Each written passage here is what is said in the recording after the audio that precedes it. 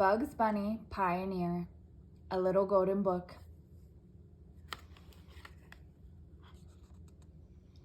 Bugs Bunny Pioneer by Fern G. Brown, illustrated by Darrell Baker. Hey Porky, Petunia, Bugs Bunny called excitedly to his friends one summer day. He waved a copy of the Cottontail News at them. Did you hear about the writing contest? Porky shook his head. I haven't heard of any contest, he said. What contest? Asked Petunia. This one, said Bugs. The subject is my camping trip. Whoever writes the best true camping story wins a backpack, and the winning story will be printed in the newspaper. But we'd have to go camping first, said Petunia, and we'd need to buy all sorts of equipment. Bugs grew even more excited. I've got an idea. Let's rough it. Let's go camping in the wilderness like pioneers. We'll do things the pioneers did. Paddle a canoe, cook over an open fire, sing under the stars. I'll write a great story. Bugs Bunny, Pioneer.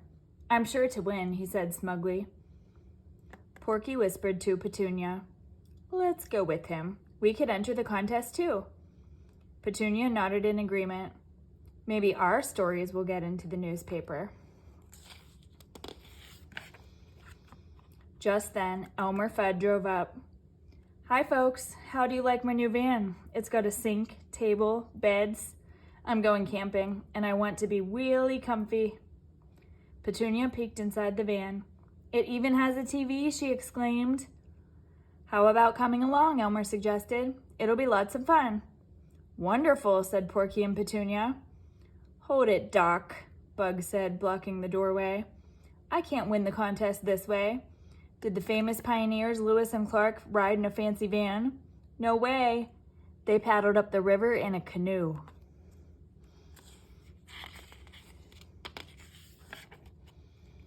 Reluctantly, Petunia said, Thanks anyway, Elmer. We're going to rough it with Bugs in the wilderness. Elmer was disappointed. What did that wascally wabbit talk you into?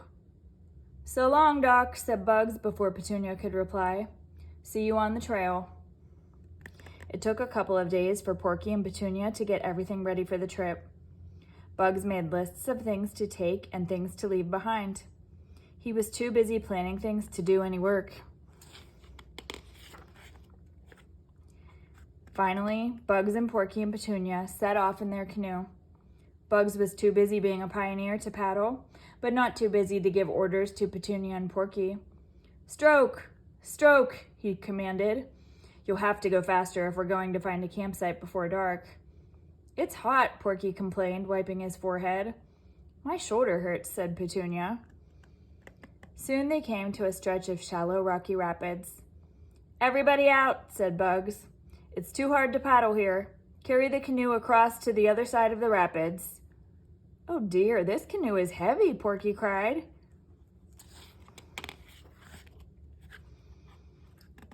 On the other side of the rapids, they got back into the canoe, and after more paddling, they came to a sandy clearing on the shore. This is a perfect spot for our camp. Beach the boat, Bugs said. Petunia and Porky dragged the boat onto the beach. Time to put up the tent, Bugs ordered. Wow, said Porky after he and Petunia put up the tent. I'm tired.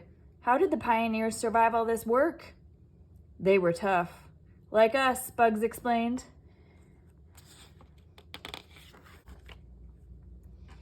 Now, like pioneers, we'll have to hunt for food, said Bugs.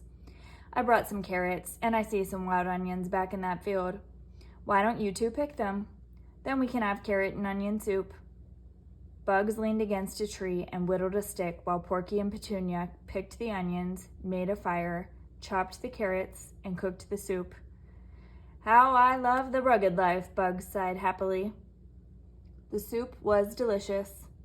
Bugs, of course, took the biggest share. He patted his stomach. That was yummy. After you two clear up, let's sit by the fire and relax. I'll play my guitar, and we'll sing under the stars. While Bugs sang cowboy songs, Porky and Petunia dozed. They were too tired to keep their eyes open. One by one, the stars disappeared. Then, suddenly, lightning zigzagged across the dark sky and thunder rumbled fiercely. "A storm's coming! Get inside the tent!" shouted Bugs, leading the way. The three campers raced into the tent. The wind blew so hard that the tree branches touched the ground. The earth fairly shook.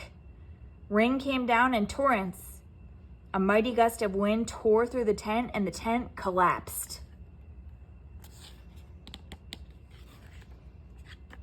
"Save the canoe!" yelled Bugs as he disappeared into a warm, dry rabbit hole. The gigantic waves were starting to pull the canoe into the river, but Porky and Petunia caught it just in time. They huddled all night beneath the overturned canoe to keep dry. The next morning, the sun was shining. Bugs hopped out of his cozy rabbit hole, stretched his ears, and looked around. "Being a pioneer is fun," he said. "What are you two whispering about?" "You," said Petunia. "You slept nice and warm, but we're cold and tired."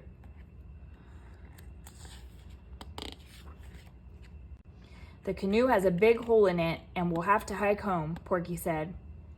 "Well, pack the tent and start hiking," Bugs ordered. "You've been boss for long enough," decided Petunia. "From now on, we'll give the orders. You're going to carry the tent." As they started down the road, Bugs groaned. "Hey, Doc, this tent is awfully heavy." Porky and Petunia smiled at each other. They hiked for hours, and Bugs never stopped complaining. "Oh, my aching feet," he moaned. "How much farther do we have to go?" "Oh, only about 10 miles, replied Porky cheerfully, as he and Petunia led the way. Just then, Elmer drove up in his van. "Boy, are we glad to see you," said Petunia. "Hi," said Elmer. "Did you get caught in the rain? I kept Dwy in my van." "We sure did get caught in the rain," Porky answered, "and we're tired of walking. Can we ride home with you?" "You bet." Elmer opened the door, and Porky and Petunia hopped in. "Coming, Bugs?" Elmer called.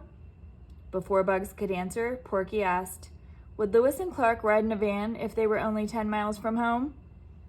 Bugs gulped as Porky quickly shut the van door. "Thanks anyway, Doc," he said to Elmer. "I'm going to walk." So Bugs walked and walked and walked. When he was too tired to walk, he crawled the last half mile. "It's not all that bad, Bugsy, old boy," he told himself.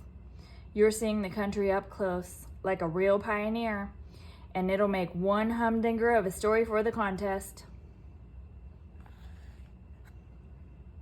The end.